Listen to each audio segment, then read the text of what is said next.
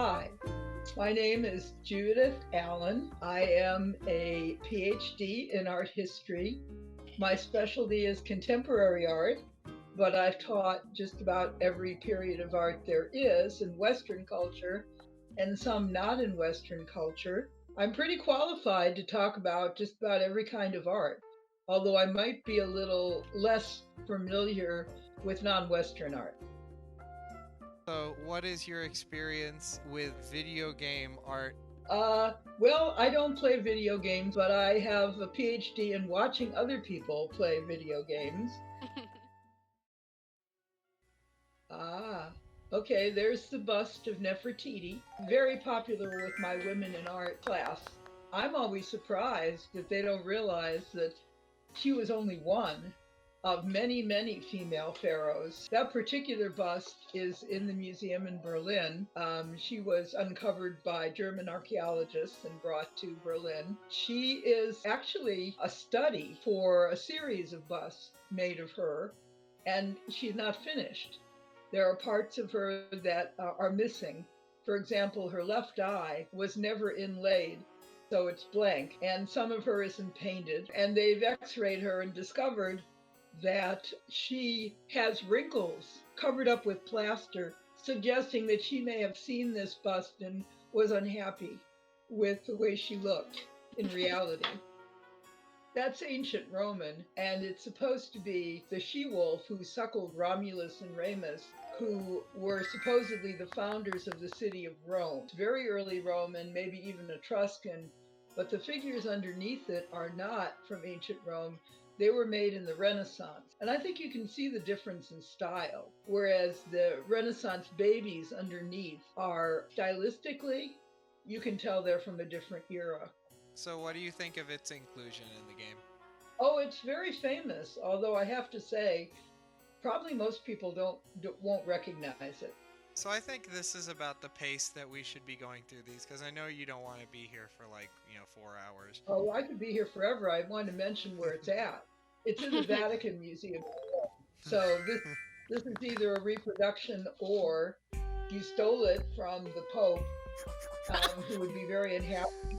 Well, I'm just a lowly donor. I bought this off of someone else who probably stole it. That's the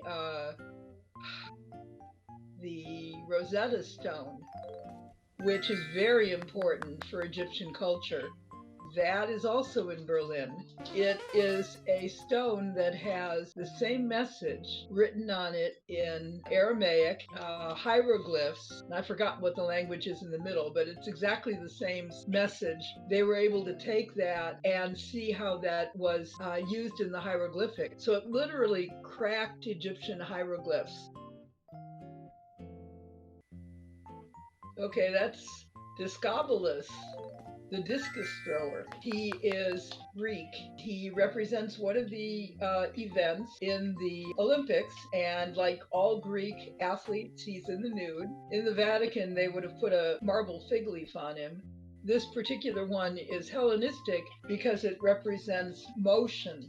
If you know discus throwing, this particular one consolidates a number of different moments in the throwing of the discus. If you were taking pictures of somebody throwing a discus, you would not be able to take a photograph of this because it's like 3 different moments all combined into one sculpture. It would be impossible for this statue to exist without that annoying tree trunk behind the athlete, because that tree trunk is what's keeping the marble from breaking. It's also made out of a marble that you only mine in Greece. So it's a specific white marble that looks like it's kind of semi-translucent, like real skin. So it has a very lifelike quality to it, and it's also great for detail. Yeah, that's the Venus de Milo, because it's from the island of Milos. It's the first Greek female nude. Not all the Greeks found approval for nude females. She was housed in a little wooden temple where you could only see her from the front. But if you paid the guard enough money, he would take you around the back and open a door so you could see her from the rear. She's missing arms, but nobody cares. Her arms would probably have covered her She is just emerging from a bath. This is definitely a paparazzi view. Yeah, that's the Nike of Samothrace, or the Victory of Samothrace. That's in the Louvre, famously at the top of a grand staircase. This is a really interesting sculpture. It is put together from parts that don't belong to it. They kind of cut and pasted it together. And if you read about it, it's really a jigsaw puzzle. Again, Hellenistic. It's a figure seen in motion. She is a figure of victory, and she's at this very moment landing on the prow of a ship that has been victorious in battle. Sorry we don't have her head, but we don't even care. We wonder what she was doing with her arms. We think that she was holding her arms out in front of her and perhaps blowing a horn. This is Michelangelo's David, and it's Renaissance. So although it's heavily influenced by all the sculptures in that room, it's not the right period. It's not. It's Renaissance.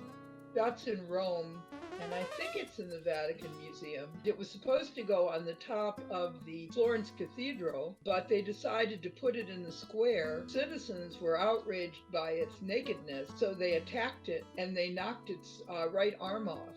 It's actually been attacked by several people in the Florence Museum. It was attacked by a crazy guy with a hammer who damaged its toes. I guess that's all he could reach. The story of David, the Florentines loved. They adopted David as their patron saint. They felt like they were always being attacked by bigger cities, and they saw themselves as David somehow always winning against Goliath. Michelangelo was not supposed to be working on this sculpture. When they brought the marble, it had a flaw running through it, and the guy who was supposed to carve it refused to carve it. So Michelangelo stepped in and said, I can carve it, and he managed by carving around the flaw. It was carved to be seen from below. The proportions of the figure get bigger until you get up to the head, which is way too big, but it would have been perfect from the angle that it was meant to be seen from. Yeah, that doesn't belong there either. That's Rodin's The Thinker. There are a lot of reproductions of this.